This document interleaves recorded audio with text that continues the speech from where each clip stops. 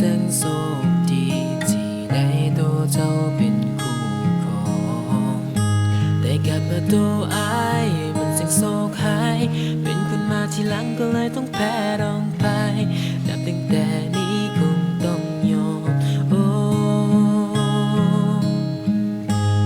อายก็รู้ว่าเจ้านั้นหากมันไปทั้งใจแล้วนะแต่อยากให้เจ้ารู้ว่าอายให้เจ้าได้ทุกอย่างถ้าเจ้านั้นมาหากันและตัวเจ้าจะสุขสบายโอ้โอ้โอ้อายมีเงินทองเอามากองให้เจ้าได้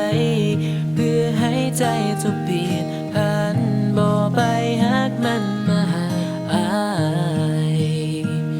ต่อให้อายรู้ว่าเงินซื้อใจเจ้าบ่ได้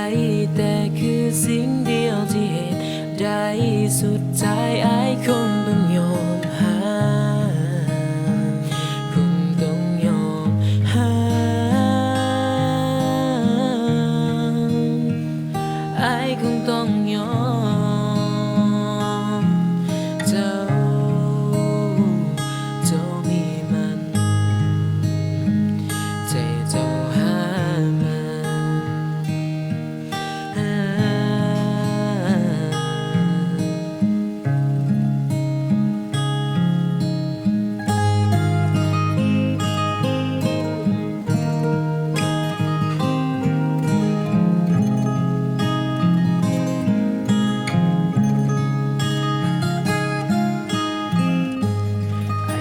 มีทองและตั้งว่าหลายแสนแต่ก็บ่สามารถให้เจ้านั้นมาคู่แขนถึงเธอน่าจะดีแต่บ่จะสู้ให้คุณแผนแต่อยากจะดึงเจ้านั้นมาอยู่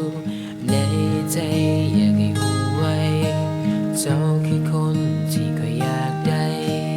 อายคงเป็นได้เพียงคนแพ้ที่มาทีหลังก็เลยต้องพังก็เลยต้องแพ้คนมาก่อนคงต้องทอดใจแล้วก็ยอมปล่อยอายก็รู้อยู่แล้วว่าเจ้าหักมันแท้ใจดวงนี้มันเจ็บแหงทรมานจนเกินทนอายจำเป็นที่จะต้องยอมถึงว่าอายนั้นจะมีพร้อมแต่ว่าใจเจ้านั้นสมยอมเจ้าให้มันไปใจหมดเงินทองเอามากองให้เจ้าได้เพื่อให้ใจเจ้าเปลี่ยนผ่านบ่ไปหากมันมาหาอายต่อให้อายรู้ว่าเงินซื้อใจเจ้าบ่ได้แต่คือสิ่งเดียวที่เห็นได้สุดท้ายอายคงต้องยอมหาคงต้องยอมหาคงต้องยอ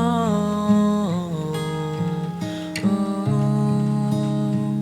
คงต้องยอม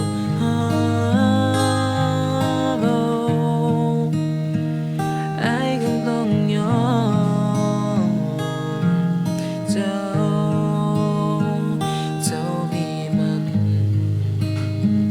ใจเจ้าหากมัน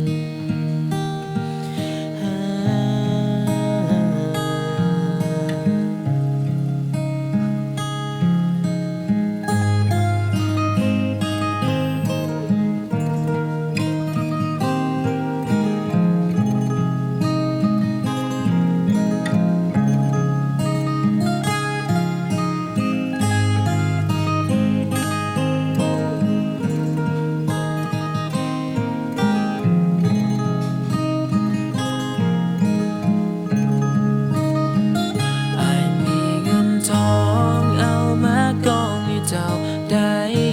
เพื่อให้ใจเจ้าเปลี่ยนผ่านบ่ไปหากมันมาหาอายต่อให้อายรู้ว่าเงินซื้อใจเจ้าบ่ได้แต่คือสิ่งเดียวที่เห็นได้สุดท้ายอายคงต้องยอม